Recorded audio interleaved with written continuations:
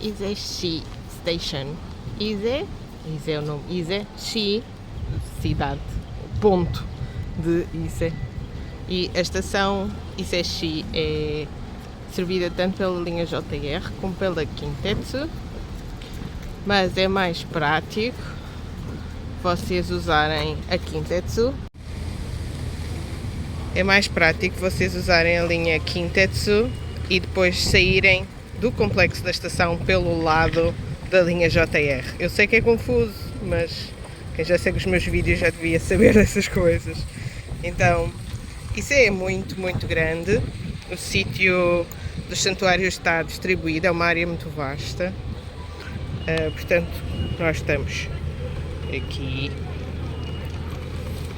E o único que é mais perto e é caminhável é este, o Gekko e o museu. Mas isto é um programa de dia inteiro, simplesmente porque as distâncias são muito grandes. Vocês demoram muito a andar de um lado para os outros. E outra coisa também é que tem que fazer uma gestão dos tempos de refeição e de paragem, porque dentro das áreas dos santuários, destes santuários, não se pode mesmo comer nem beber, só eventualmente a vossa garrafinha de água. Então tem que fazer uma gestão criteriosa do itinerário. Não é impossível virem para aqui a partir, por exemplo, de Nagoya, mas teriam que acordar de madrugada para estarem aqui de manhã cedo. E mesmo estando em Matsusaka ou outros sítios mais perto, enfim, é uma coisa que dá para fazer, mas vocês têm que vir cá de propósito.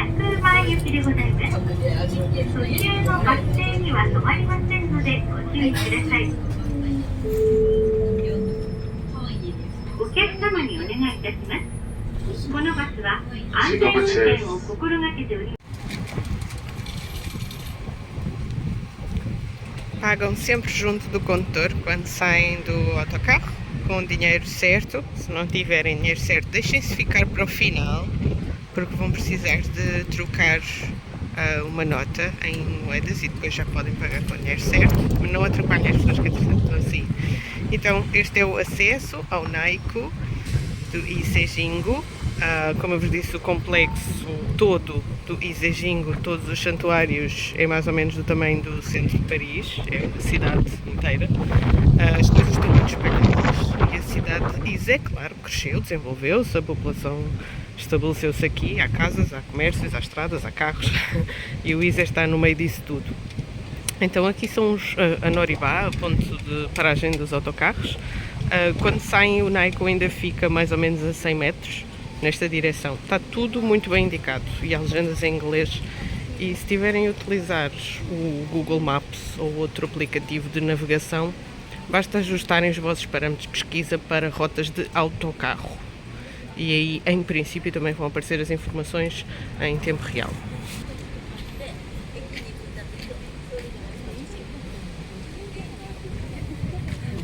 Já agora passem a ponte de Uji a pé, para depois irem ao Santuário Central. Entre os vários santuários de Ise, o Naiko é realmente considerado o mais sagrado ou mais importante para o Shintoísmo, para a história do Japão. Tenho aqui a citação da página oficial da JNTO, Japanese National Tourism Organization, para ficar completamente esclarecido que esta definição não é simplesmente recriação da minha cabeça, embora em todas as fontes de estudos japoneses, de estudos que tomei depois da minha licenciatura, a nível de mestrado e doutoramento, tenho-me sempre deparado com uma maneira muito respeitosa, uma maneira muito diferente, mas também uma maneira muito amistosa e carinhosa, pela maneira como falam de Ise Jingo e em particular do Naiko. Então é preciso dizer à partida que nem eu, nem ninguém, creio eu, que fale de património cultural, de turismo, de história, de tradições, está interessado na discussão do que é verdade factualmente e cientificamente e o que é que não é. Até porque, com o background que tenho em antropologia, isso seria uma discussão absolutamente ridícula. O que importa na identidade cultural dos povos é a forma como acreditam em algo que os justifica, que lhes dá identidade, que lhes dá segurança, que lhes dá um fundamento acerca da sua nação, da sua unidade enquanto população e enquanto país. Há muitas implicações do ponto de vista, por exemplo, da história, do comportamento mais ou menos bélico em relação aos países vizinhos, mas o que nos interessa aqui é salientar que, na dimensão mitológica do Shinto, na fé e na religião nativa do próprio Japão, os mitos fundacionais do país, os mitos da origem dos humanos e da origem do arquipélago naquela parte do mundo, está intrinsecamente relacionado com uma cosmologia, com um panteão, do qual a divindade Amaterasu ocupa um lugar cimeiro. E há um determinado episódio da vida de Amaterasu no qual está envolvido um objeto, que é um espelho, que a atrai para fora de uma gruta onde se teria escondido, e esse mesmo objeto é uma das relíquias que está no Naiko. Então, por se acreditar que o Naiko alberga uma das mais sagradas, mais antigas relíquias da origem da própria nação e do culto shintoísta, este espaço é reconhecido como um espaço que tem uma energia muito especial. Mas é também, quer o Naiko, quer os outros santuários do imenso complexo de Ise, é também um espaço algo estranho de compreender para quem vem de uma civilização ocidental e está habituado, até talvez por já ter viajado bastante, está habituado à monumentalidade, a que a arquitetura e os espaços sejam impressionantes e avassaladores. Porque não é de todo o que se passa aqui. Os santuários estão espalhados em áreas essencialmente florestais. A banda sonora, digamos assim, vai ser os passos das outras pessoas que estão por ali, os pássaros, o vento nas árvores, as aves. Portanto, é uma realidade completamente diferente. Vocês vão ver nas filmagens que eu vou colocar a seguir. Saltou-me à vista que, particularmente na altura em que eu visitei, tínhamos um público de visita essencialmente japonês. Não é propriamente um sítio que fique nos circuitos de visita mais internacionais. Não é uma package tour que se venda a australianos ou europeus ou canadianos, etc. Porque de facto é um sítio que, se uma pessoa não tiver a chave da descodificação para o que é que significa o shintoísmo e o que é que está ali a ser cultuado, tem até dificuldade de classificar estes espaços como santuários. E quando se diz que o Naiko é dos santuários de Ise o mais importante e o local de culto da Amaterasu e o local de estar guardado o espelho é o mais importante, não estejam à espera de ver um grande edifício, um nobre edifício, uma arquitetura impressionante. Não é de todo isso que vai acontecer. Mas ao mesmo tempo convido-vos a pensar a sacralidade dos lugares e a importância que lhes é dada pelos povos que desses mesmos lugares são naturais e os habitam há centenas ou milhares de anos, reconhecer que os sistemas de sagrado são diferentes, sem serem mais ou menos importantes, e que a construção de espaços significativos desses mesmos sistemas de sagrados também não respeitam propriamente uma tabela ou um formulário equivalente. E não é por não existir edifícios análogos às grandes catedrais europeias que este espaço é menos institucionalizado no shintoísmo, porque este é provavelmente o espaço mais institucionalizado, mais canónico e mais importante para a história do shintoísmo e, portanto, a alma da própria religião japonesa. Por isso é que eu acho que quem faz o caminho de estudo japonês e de conhecer o Japão, a determinada altura depara-se com a necessidade de ir a sítios muito diferentes daqueles que nos são, entre aspas, vendidos, mas às vezes sem aspas, literalmente vendidos, como sendo a imagem do Japão. E Ise, em particular o Naiko, mas Ise em geral, eu penso que é mesmo importante visitar, sobretudo se tem uma inclinação para estudar história, religiões e antropologia do Japão.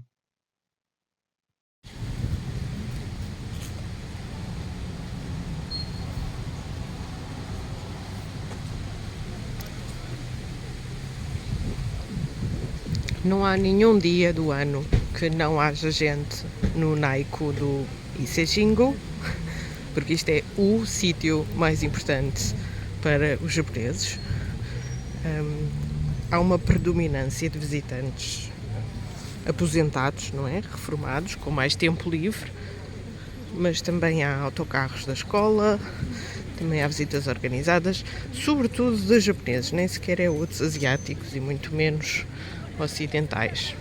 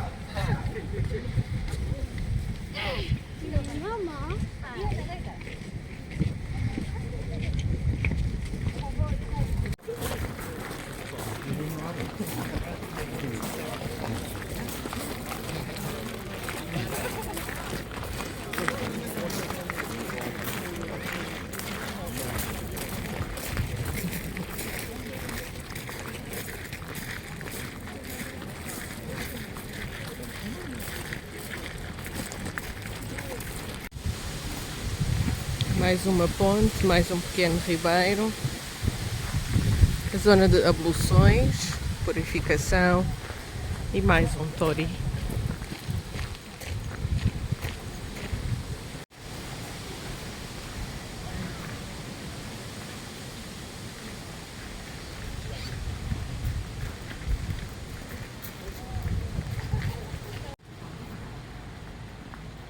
Então, depois da Mitarashi-ba, das abluções, purificação do rosto e das mãos, as pessoas passam pelo tori que marca o início da entrada do recinto sagrado de Ise.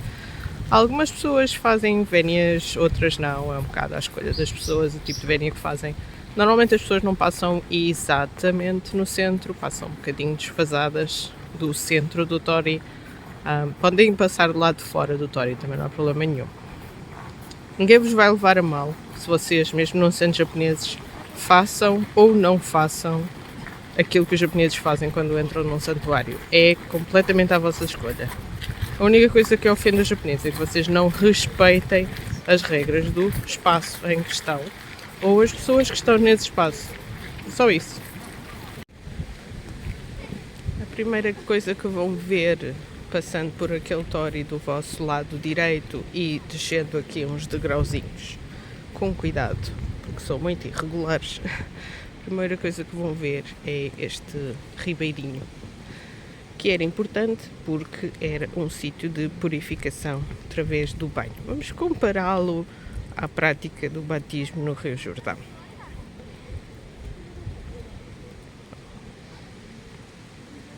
A água é incrivelmente limpa e transparente. Eu vou tentar filmar a água mais de perto, mas sem perturbar as pessoas.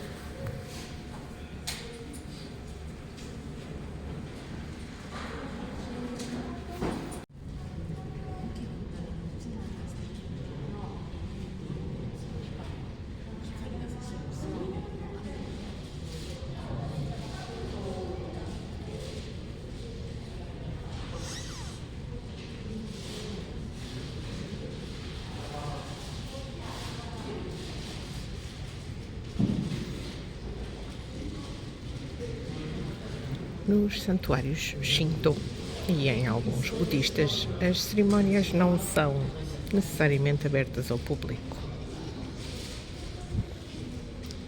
Algumas cerimónias, como por exemplo danças deste género, são realizadas em dias específicos do ano e a audiência normalmente não é o público geral. Os rituais são executados para manter os ciclos da natureza, a harmonia do cosmos, a prosperidade, a paz, a fecundidade da terra, mas não são espetáculos. Não é essa a lógica que fundamenta o que essencialmente se pode chamar uma prática xamânica.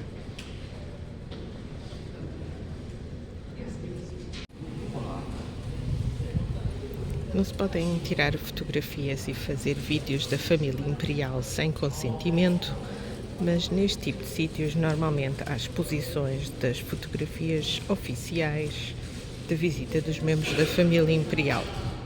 E foto de foto, vídeo de foto, isso já se pode fazer. Portanto, aqui ficam registros de quando a família imperial esteve de visita aqui ao Icexingo.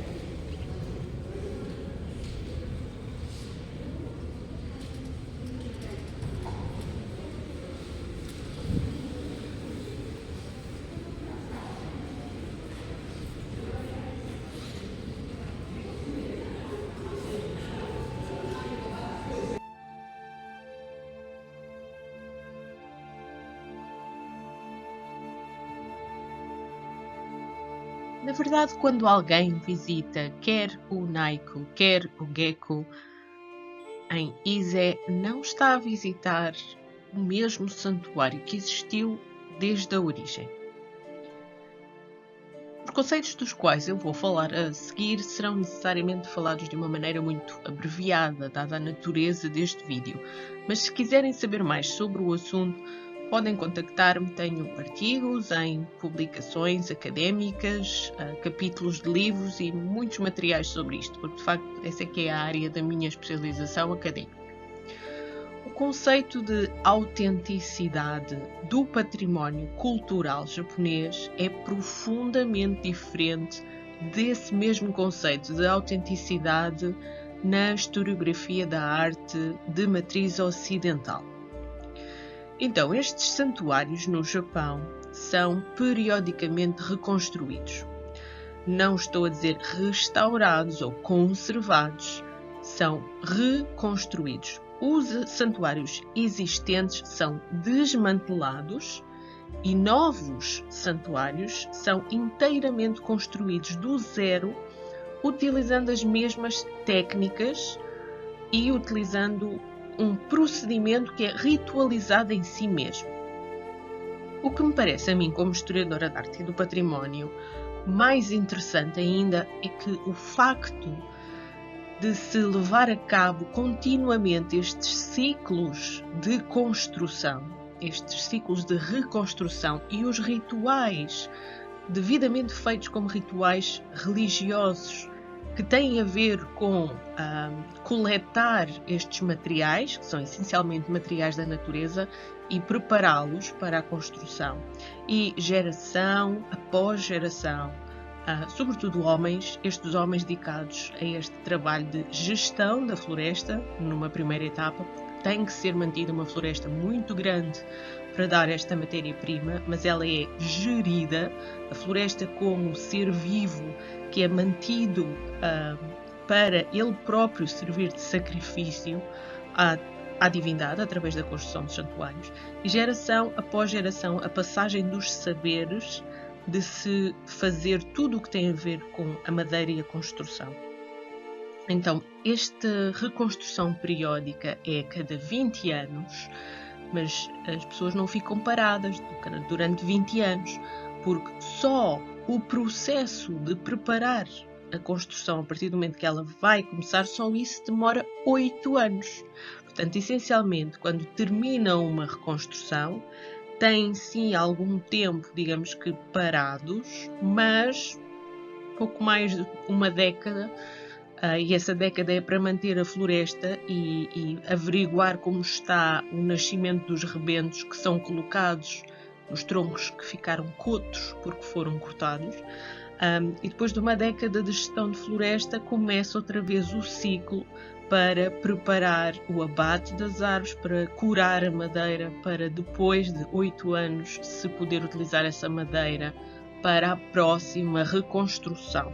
Portanto, de facto, é um processo ritualizado que faz tanta parte do património cultural em questão como os edifícios propriamente ditos, que possam eventualmente ver quando visitam estes espaços.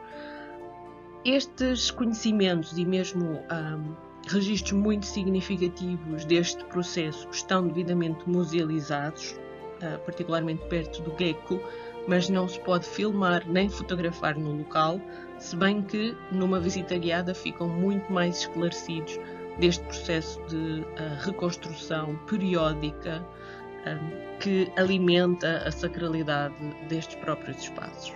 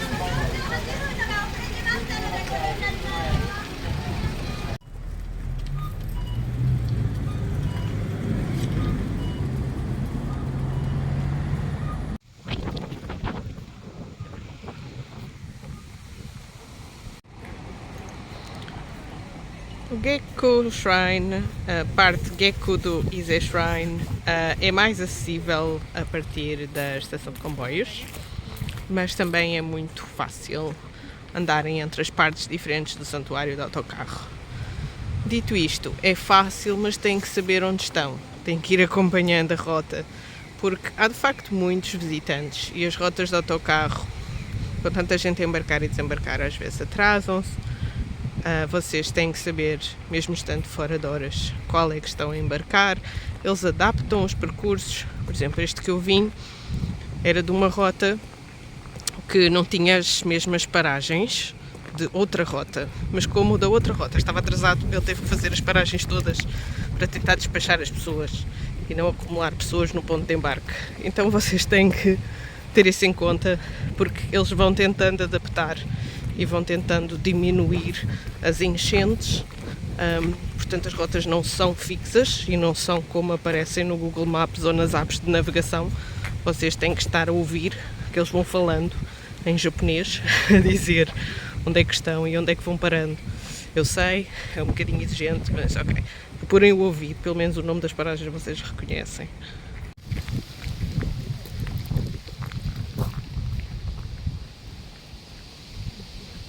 O Sengokan Museum, que está aqui à entrada à minha frente, não permite fotos, nem sem flash. Então é um bocado chato. De qualquer das maneiras, o Sengokan Museum é um museu que vocês devem entrar porque explica a história de reconstrução periódica e, aliás, ritualística. Pronto, mas não permite mesmo. Estou aqui a ler as coisinhas todas. Duvido muito que tenha flyers em inglês que eu possa depois levar para fotografar para vocês. Se tiver, eu digo, ok? Mas de qualquer das maneiras está aqui na entrada do Gekko. É muito prático.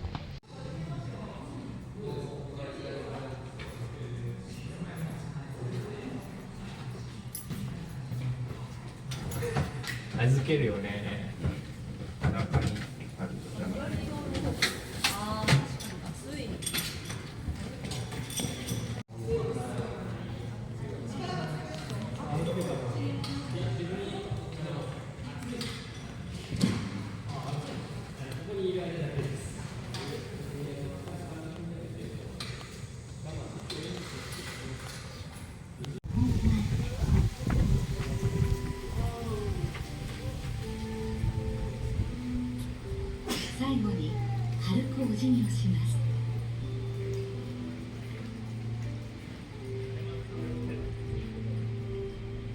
かつて一生に一度はと言われたお参りが深く心に残りますように。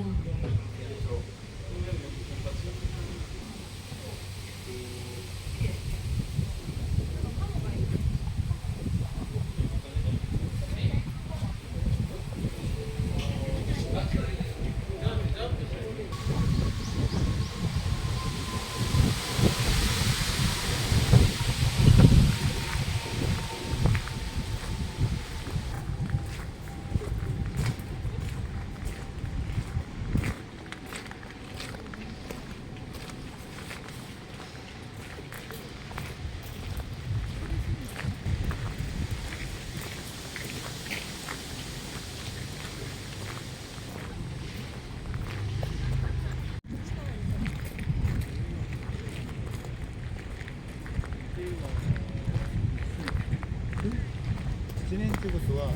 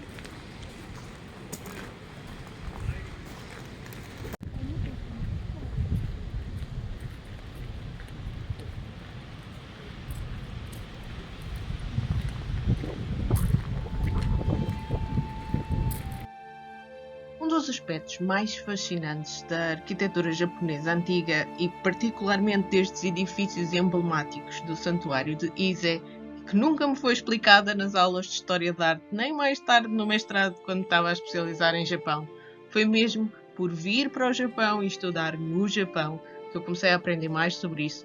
Uma das coisas mais fascinantes foi de facto o que é usado como modelo para estes edifícios. Ok, então muito simplificadamente, para um público em geral, mesmo que não tenham background em arquitetura nem em arte. Estes edifícios, que têm uma função essencialmente simbólica, eles não aparecem do zero. As formas que foram escolhidas para estes edifícios geralmente são, literalmente, o informar de certas ideias. Ou seja, as formas falam sobre as ideias que são mais importantes, mais sagradas para aquela comunidade, que dão coesão àquele grupo de humanos. Então, as formas são um sinal, mas o que elas significam tem que ser descodificado. Aqui nestes santuários, nestes edifícios do Santuário de Ise, eles são basicamente celeiros, e não são celeiros de um período qualquer. Eles são celeiros do período Yaoi, que é um período que durou, ou melhor, a forma destes celeiros arquetipicamente, de uma maneira idealizada, é a forma dos celeiros como eles deviam ser, mais ou menos entre o ano 300 a.C. e 300 depois de Cristo. Nem sempre eram tão complexos ou tão bem construídos, mas tentavam ser assim. Este era o modelo do celeiro perfeito. Porquê? Porque a base do culto é o cultivo do arroz. As etapas de preparação do solo, o ato de semear, tudo o que tem a ver com cuidar da planta do arroz até dar os grãozinhos de arroz. O próprio grão de arroz é que retém em si, é sinónimo de alimento potencial, vida e sobrevivência. O grão de arroz é sagrado, o conhecimento do cultivo de arroz é sagrado, a manutenção, a preservação, a salvação destas comunidades está na agricultura. E o sítio onde se guardava o arroz, que era ao mesmo tempo o alimento e a semente da próxima colheita, era o mais importante para estas comunidades. Então, foi a partir desses mesmos celeiros do período Yaoi que se criaram os modelos para esta arquitetura, que agora é a arquitetura dos santuários, do sacrossanto, digamos assim, aqui tanto do Geku como do Naiko. E o desenho que está ao lado já agora a preto e branco é um desenho que foi feito em 2013, a quando da reconstrução mais recente, porque a próxima só vai ser em 2033.